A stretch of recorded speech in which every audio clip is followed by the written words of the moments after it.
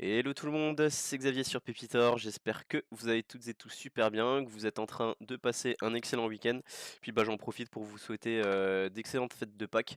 Vraiment j'espère que voilà, j'espère que tout se passe bien chez vous, qu'il y a du soleil, que vous êtes en train de passer un bon moment en famille.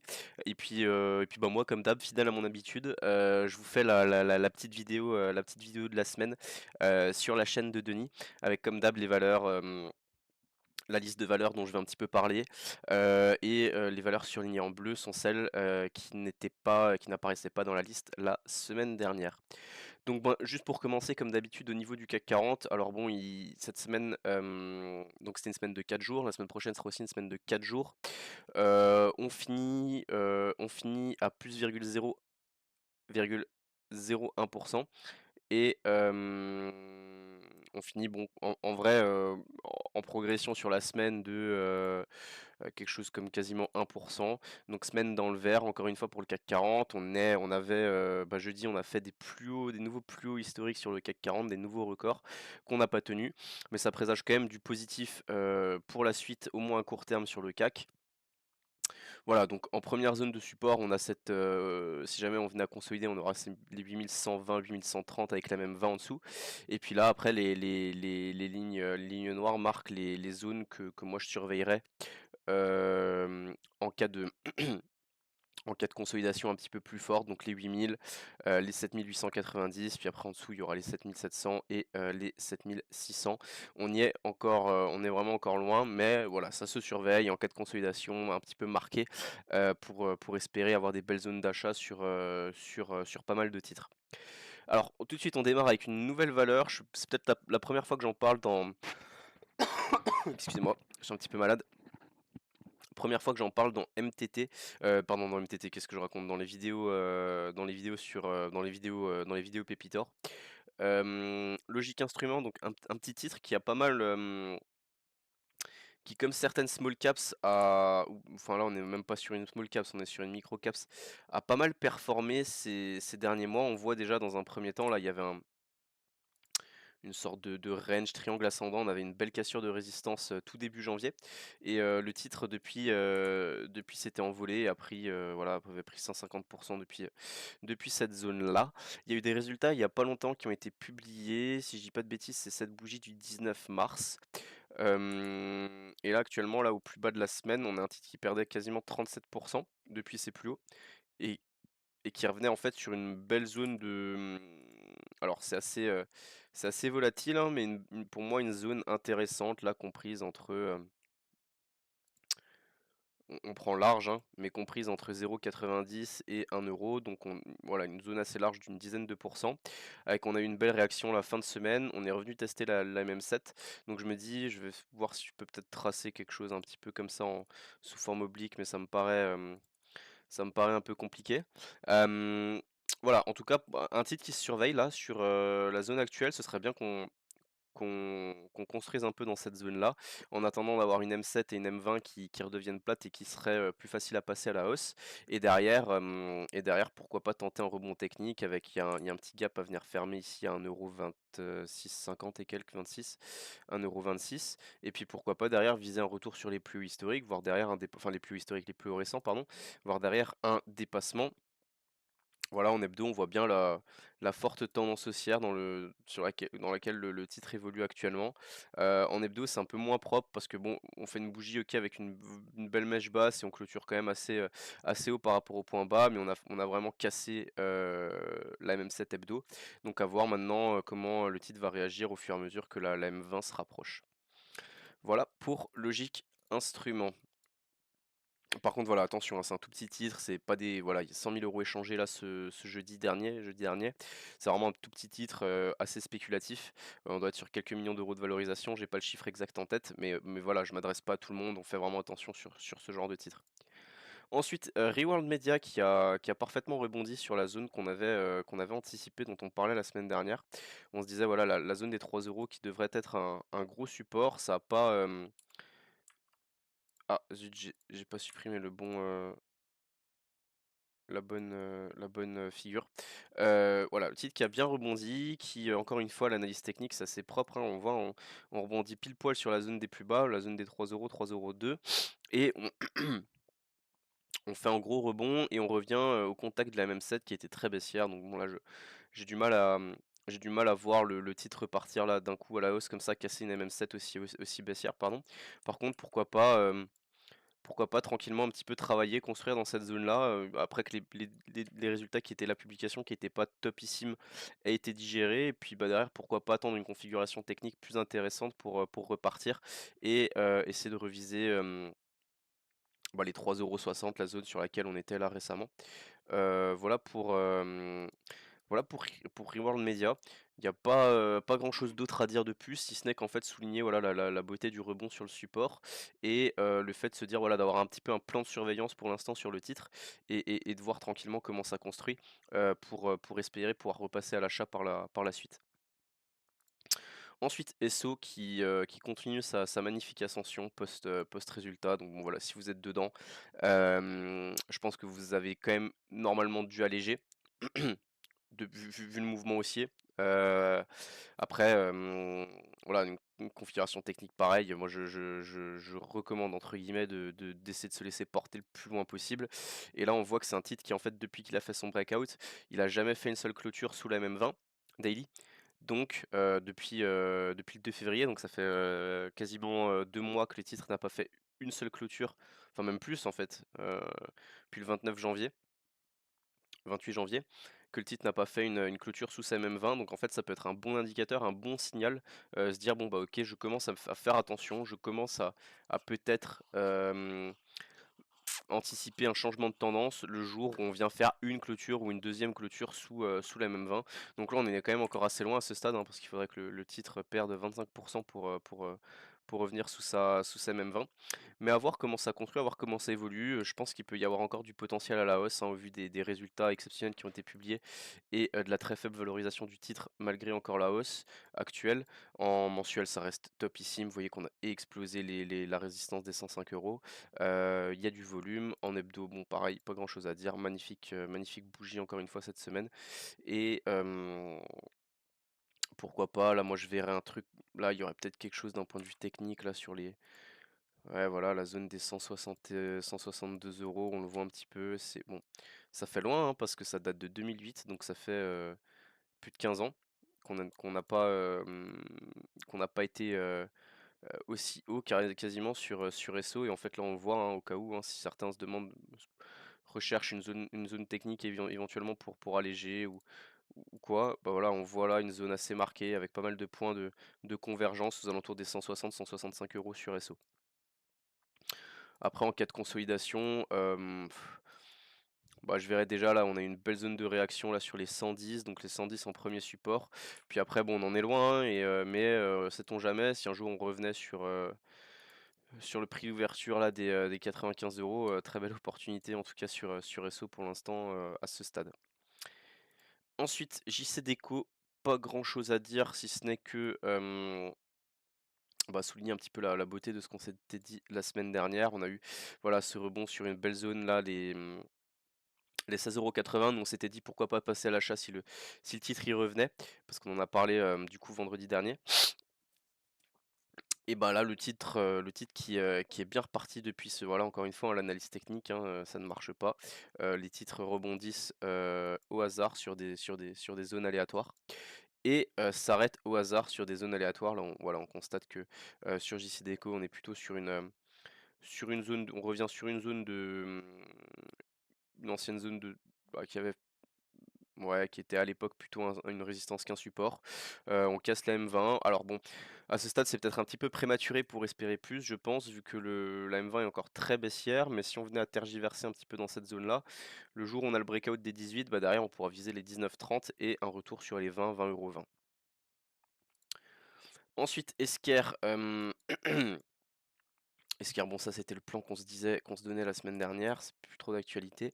Esquire qui a publié des résultats, on a fait une bougie assez avec beaucoup de volatilité, assez, symptomatique de post-publication de résultats, donc avec dans un premier temps une baisse, on a fait jusqu'à -5% sur le titre avant, de remonter, au final de faire +1,25% et de faire, +3% en séance par rapport à, la clôture de la veille avec une amplitude de, 8,5% entre les plus bas et les plus hauts du jour sur Esquerre. Et puis bon, ben, clairement, le titre en plus a bien rebondi sur sa MM20, donc ça nous donne une première indication sur une zone pertinente. Après, si le titre voulait revenir un petit peu plus bas, on aurait toujours cette zone des 172 € et après un retour sur les 167, qui était la zone de breakout, hein, en hebdo, on le voit un petit peu mieux. Voilà, les 167 qui était la zone de breakout, ça reste très positif en hebdo, en daily, même en mensuel. On sort des bandes de Bollinger, on clôture au-dessus des bandes de Bollinger, des très beaux volumes. Croisement M7 M20, M7 M20 qui repartent à la hausse, bande de Bollinger qui s'ouvre à la hausse. Donc vraiment une configuration technique assez sympa à moyen long terme. Et puis bah là, en daily, il y a aussi pas mal d'éléments qui continuent de militer en faveur d'une poursuite de la hausse direction les 200 €, qui est moi l'objectif que je viserai à titre personnel sur ce genre de config. Voilà, rien de plus à dire sur Esquerre, titre qui m'intéresserait en cas de retour sur 160, entre 167 et 172 € à ce stade. Ensuite Sartorius qui n'est toujours pas venu chercher, cette zone des 285 quasiment, hein, c'est 285 mais depuis notre point d'achat. Nous, on avait payé le breakout des 255. Encore une fois, on voit que l'analyse technique ne fonctionne pas. Le titre a rebondi n'importe où, hein. Évidemment, c'est une blague. On voit que on a fait une consolidation, enfin un mouvement, comment dire? Un mouvement correctif assez, un throwback assez, assez limpide directement sur la zone de breakout. Donc peut-être que certains d'entre vous qui n'étaient pas, à l'achat sur le titre et qui le surveillaient, ont pu, profiter de l'opportunité pour payer là le retour sur les 255. Là, et pour viser derrière, bah, comme on disait, les 285 dans un premier temps, puis les 300-310 dans un second. Et là, ce qui est bien avec ce genre de bougie, c'est qu'on est dedans et puis tout de suite on repart et tout de suite on peut remonter son stop à zéro. Ensuite, Morel et Prom qui est bien en train de construire au niveau des 5,50 €, on les a même dépassés. Donc désormais en plus on a M7, M20 qui sont haussières, donc on s'ouvre un petit peu la porte, des 2,80 €, puis il y aurait un gap à venir fermer sur les 6 € et après derrière pourquoi pas viser, les 6,30 €. Là, à très court terme, bah, je trouve en plus, on est en train de construire un petit support là, à proximité des 5,40 €. Donc moi, ça me paraît pas débile de payer cette zone-là des 5,60 avec un stop sous 5,40 en espérant que le titre ne revienne pas sur cette zone-là avant que la M20 ne passe au-dessus de cette zone. Et derrière, M20 qui pourra faire un petit peu office de garde-fou et renforcer cette zone, la pertinence de cette zone des 5 €, des 5,40 € comme support. Ensuite, Metavisio qui revient sur une zone intéressante, les 1,05 € qui est, bah, voilà, qui correspondent au plus bas là de février dernier. Donc plutôt une zone de support pour tenter quelque chose, tenter un rebond peut-être et pourquoi pas essayer de viser, dans un premier temps, les 1,30 €, la zone d'1,35 € puis, d'1,60 €. 1,55 € pardon, avec un stop là ce qui est bien c'est qu'en plus on pourrait se mettre un stop assez court dans le sens où bon voilà on sait que si on commence à passer sous les 1,05 €, 1,3 €, il y a du souci à se faire parce que bon derrière la prochaine zone vraiment de support intéressante elle sera au niveau des 0,96 donc ça laisse 10% de marge supplémentaire à la baisse avant de trouver un support intéressant. Je regarde juste s'il y a quelque chose à te dire peut-être en hebdo. OK, en hebdo, on est revenu proximité de la MM20. On voit bien qu'en hebdo, on est plutôt sur un support. On a cassé la M20. Va vraiment réussir à falloir se relancer la semaine prochaine, sinon, la config du technique sera vraiment dégradée, désormais, à moyen terme sur Metavisio alors que, bah, le titre avait, donné un super signal, fin d'année dernière. Ensuite Exclusive Networks, qui moi m'intéressait à proximité de la même set là, c'est la zone dont on parlait la semaine dernière, après le fort mouvement haussier, qui a fait une belle semaine, qui a réussi à accélérer, qui clôture quasiment au plus haut, qui est au-dessus des, voilà, qui est sur des records historiques, donc c'est parfait avec des volumes intéressants. On le voit un petit peu mieux sur la config hebdo. Voilà, on est au-dessus de, on fait des plus historiques. Bravo à vous si vous êtes dedans. Moi, j'en ai personnellement en portefeuille.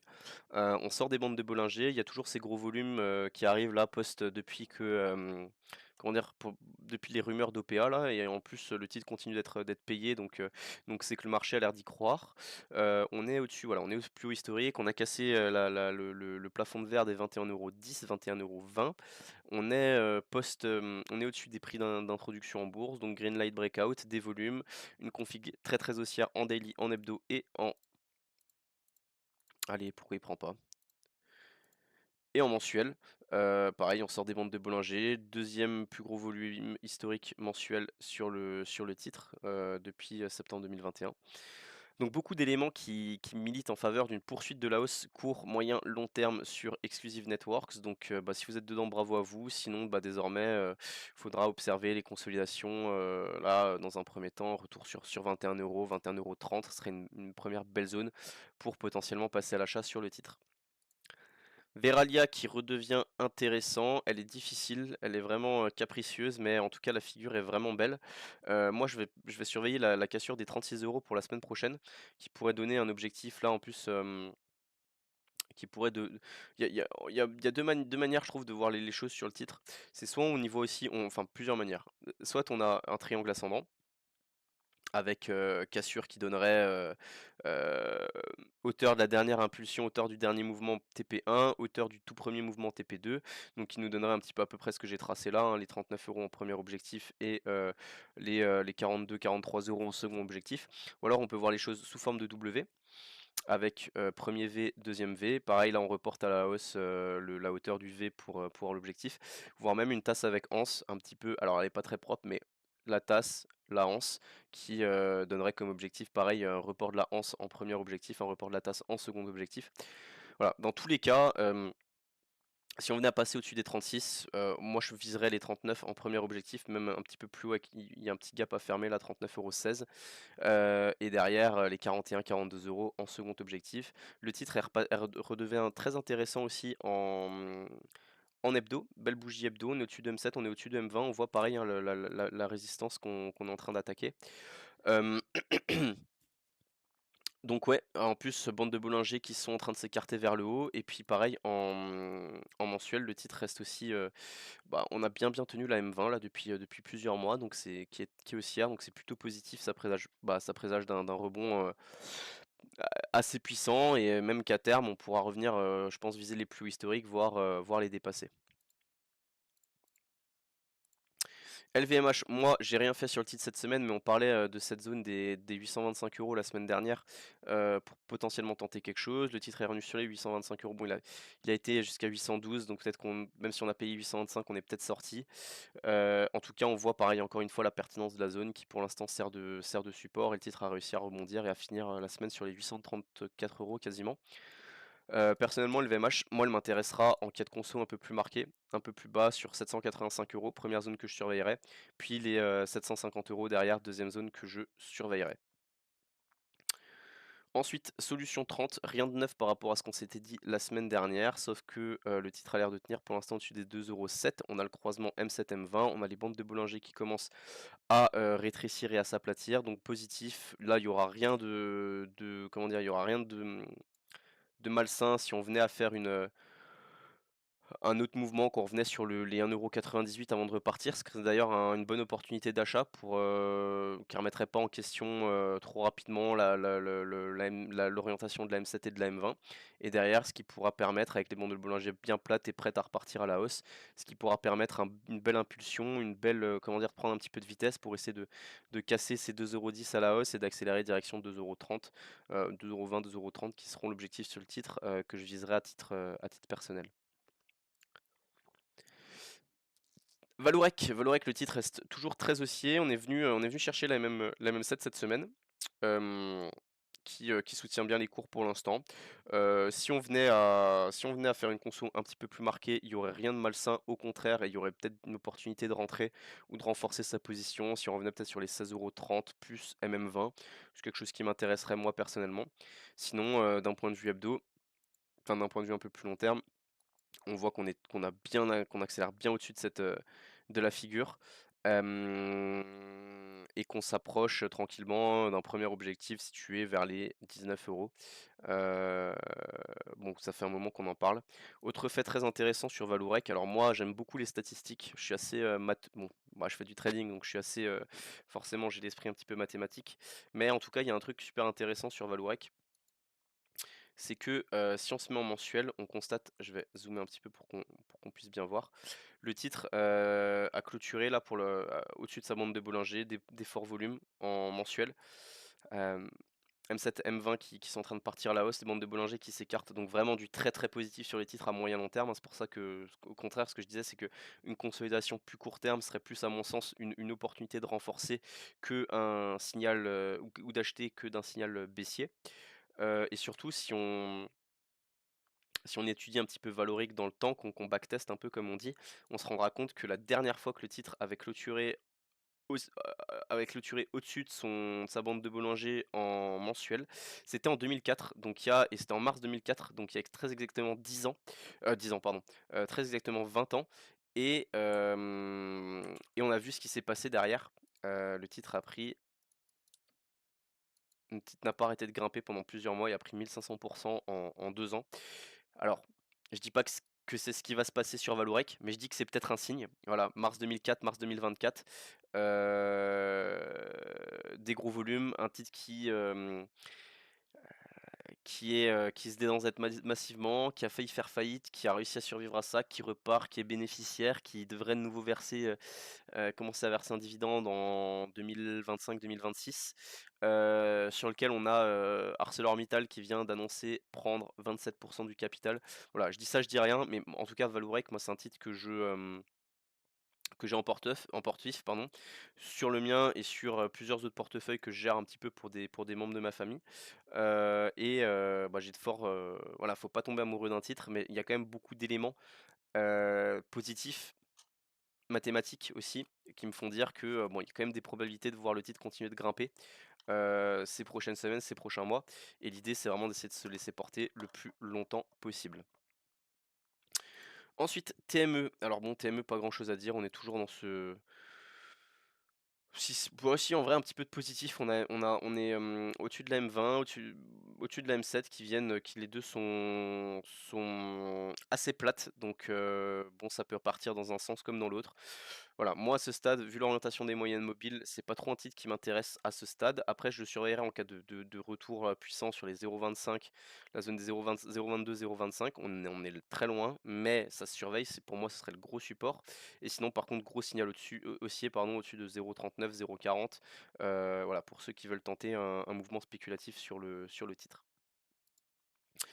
Ribber qui continue de construire, de consolider. On est à proximité pour moi d'une belle zone de support là, entre 2,35 € et 2,40 €. Donc pourquoi pas tenter quelque chose si le titre revenait là, encore, enfin, si le titre baisse un petit peu encore, il revenait sur 2,35, 2,40. Juste pour voir en hebdo. Bon, en hebdo, c'est un peu dommage, on n'a pas réussi à tenir la MM7 cette semaine.